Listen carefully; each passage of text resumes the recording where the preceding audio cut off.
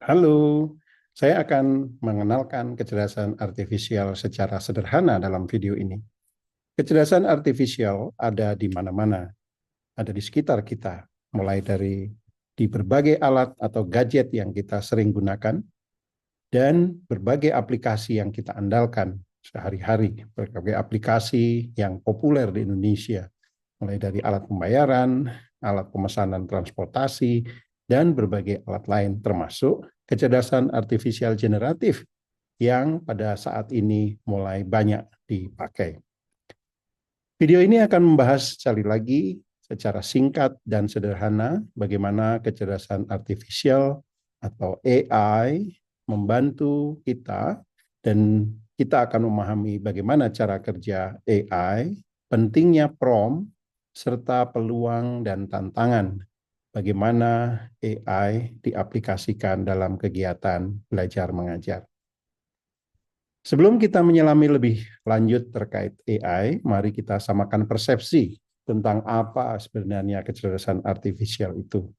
Kecerdasan artifisial merujuk pada program buatan manusia yang membuat komputer melakukan hal-hal yang tampak cerdas atau pintar sebagaimana manusia berpikir cerdas.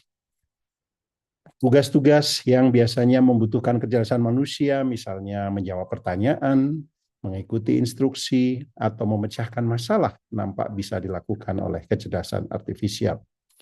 Kecerdasan artifisial juga memungkinkan filter spam, menyaring email yang sampah di kotak masuk atau inbox kita, merekomendasikan video atau lagu, atau menghindarkan kita dari kemacetan dalam aplikasi Map atau Waze yang sering kita gunakan.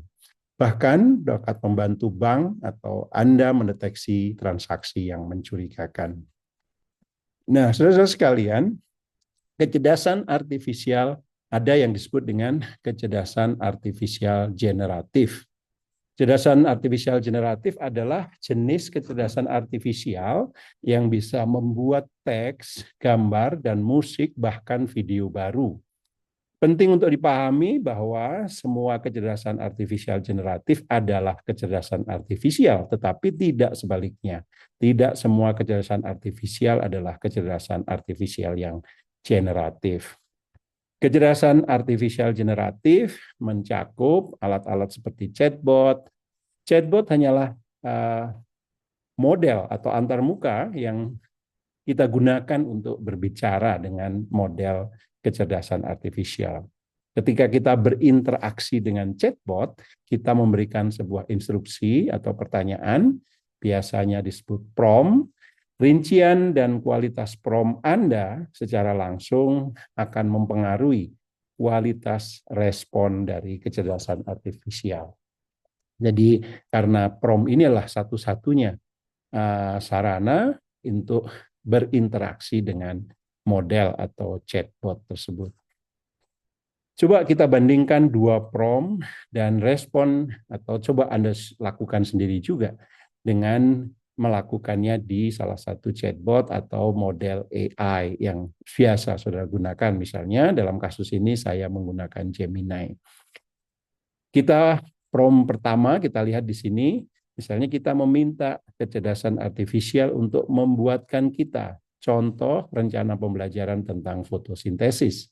Tapi dalam prompt kedua kita memberikan kecerdasan artifisial lebih banyak konteksnya, bahwa pelajarannya akan berdurasi 45 menit, tujuan dan standarnya harus selaras dengan kurikulum nasional, dan peran yang kita inginkan sebagai kecerdasan artifisial itu kita minta berperan sebagai guru yang berpengalaman, guru biologi tepatnya. Prompt mana yang menurut Anda akan menghasilkan respon yang lebih kuat atau lebih baik? Jika Anda memilih prompt yang kedua, maka jawaban atau tebakan Anda betul. Tapi mengapa prompt kedua itu menghasilkan hasil yang lebih baik? Mungkin analoginya bisa kita lihat sebagai berikut. Misalnya Anda diminta memprediksi kata berikutnya dari potongan kalimat ini. Misalnya kalimat pertama hanya memberi kata siswa, kemudian Anda diminta untuk meneruskannya. Tetapi kalimat kedua atau potongan kalimat kedua misalnya kita sudah diberi clue atau hint yang lebih banyak, misalnya siswa kelas 8 menyimak pelajaran biologi dengan baik dan mengajukan titik-titik. Maka kita bisa menduga bahwa konteks atau kalimat kedua, potongan kalimat kedua itu akan memberikan tebakan atau memberikan kata selanjutnya dengan lebih tepat dibandingkan yang terlalu terbuka seperti potongan kalimat di prompt yang pertama. Pada intinya, chatbot adalah alat pembuatan teks yang hanya memprediksi kata berikutnya satu persatu untuk membentuk respon. Konteks yang Anda berikan atau konteks yang lebih detail akan membantu chatbot membuat tebakan yang lebih baik, dan itu yang sebetulnya membuat kecerdasan artifisial bisa menebak atau menyelesaikan kalimat tersebut. Nah, saudara-saudara sekalian, sebetulnya kalau kita lihat lebih dalam, bagaimanakah sebetulnya AI atau dalam kasus kita ini, AI generatif yang khusus untuk menghasilkan teks, biasanya disebut dengan large language model atau model bahasa yang besar, karena data yang diberikan itu sangat besar. Bagaimana itu bisa belajar atau bisa cerdas? Ada banyak pendekatan, tetapi kita di sini akan fokus pada large language model, dan kita di sini akan melihat bahwa kecerdasan artifisial ini pada dasarnya bisa kita dekati bagaimana dia menjadi cerdas dengan 3 komponen besar ini. Yang pertama adalah data, yang kedua adalah algoritma, dan yang ketiga adalah prediksi. Jadi berdasarkan himpunan data yang kita latihkan kepada AI, maka AI melakukan pembelajaran menggunakan algoritma tertentu, dan dari pembelajaran tersebut AI bisa melakukan prediksi. Nah, prediksi atau jenis konten yang dihasilkan bisa berbeda sesuai dengan model yang ada. Misalnya yang terkenal adalah ChatGPT, adalah model Open Artificial Intelligence yang menghasilkan teks atau percakapan. Kalau DALL-E itu adalah model AI yang menghasilkan gambar, sementara untuk menghasilkan video salah satu contohnya adalah Sora. Tapi ada berbagai jenis model-model baru yang kini sempat bermunculan. Nah, kita kembali lagi kepada 3 komponen besar bagaimana AI itu bisa cerdas. Yang pertama adalah data. Triliunan data untuk kasus LLM itu atau data kata-kata, triliunan kata dari website, Wikipedia, dan seterusnya, buku, artikel, percakapan, dan sebagainya, dimasukkan ke dalam AI sebagai model. Sebelumnya data tersebut harus dibersihkan istilahnya, yang utamanya adalah menghapus data-data yang duplikat, menghapus spam, juga menghapus konten-konten yang dianggap bisa membahayakan. Nah, kemudian secara teknis istilahnya teks tersebut dipecah menjadi potongan-potongan kecil atau token, biasa berupa kata atau satu kata atau tanda baca dan sebagainya. Kemudian prompt Anda juga harus diubah menjadi token agar AI atau kecerdasan artifisial tersebut bisa memprosesnya. Nah, selanjutnya, bagaimana berdasarkan token atau data-data yang ada tadi, AI melakukan pembelajaran menggunakan algoritma tertentu. Nah, pada prinsipnya, pembelajaran itu bisa dianalogikan seperti jaringan saraf, ya.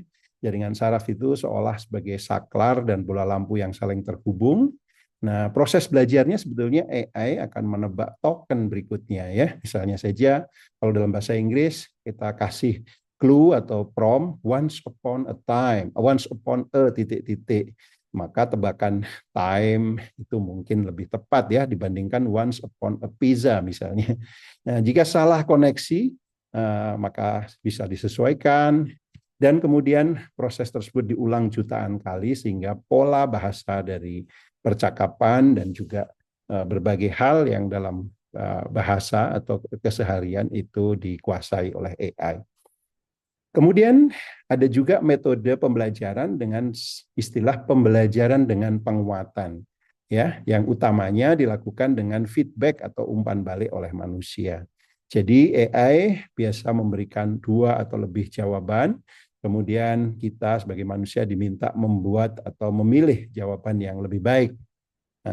Kemudian AI akan belajar berdasarkan preferensi atau jawaban yang kita pilih tersebut. Dia mungkin akan belajar, oh ini yang lebih sopan, ini yang lebih jelas, ini yang lebih membantu, dan seterusnya. Tetapi dengan hal itu bisa saja muncul istilahnya bias, ya, bias manusia bisa masuk karena proses pelajaran atau pembelajaran dengan penguatan tersebut. Nah, setelah AI dilatih dengan data, kemudian dia belajar dari data-data yang dimasukkan tersebut menggunakan algoritma, maka tahap selanjutnya adalah AI tersebut bisa digunakan atau bisa melakukan prediksi, ya. Dan sebetulnya prediksi ini mirip dengan misalnya Anda kalau baru mengetik teks di WhatsApp atau di SMS, baru 1 atau 2 kata, kemudian program WhatsApp atau message-nya itu sudah menyarankan kata berikutnya. Ini sebagai contoh adalah contoh dari LLMs, ya, kata-key atau sebetulnya kata berikutnya itu akan apa. Dari situ sebetulnya adalah contoh bagaimana AI melakukan prediksi. Nah, dari itu semua kita bisa belajar bahwa ada beberapa tantangan dalam penggunaan AI. Salah satu yang baru kita bahas adalah tentang bias, ya. Bagaimana kita manusia atau data-data yang ada itu menjadi bias tertentu. Misalnya saja kalau Anda meminta AI tanpa konteks tertentu melakukan coba gambarkan atau berikan gambar seorang dokter. Mungkin yang sering muncul adalah laki-laki, orang berkulit putih, dan seterusnya. Kenapa itu? Karena mungkin AI telah dilatih atau banyak dilatih dengan data-data dokter, itu adalah seperti itu. Kemudian yang kedua, soal akurasi. Tentu akurasi ini bergantung pada data yang ada di dalam model yang digunakan dalam pembelajaran. AI kadang-kadang juga kalau dia tidak tahu atau tidak punya data, sering melakukan halusinasi.